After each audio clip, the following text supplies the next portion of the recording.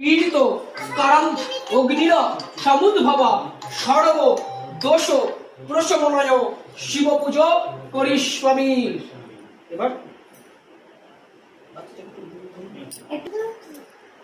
প্রদীপ জ্বলছে, ইদং ঘৃত দ্বারাং স্বারাং নমো অঘোরায় নমো, নমো অঘোরায় নমো।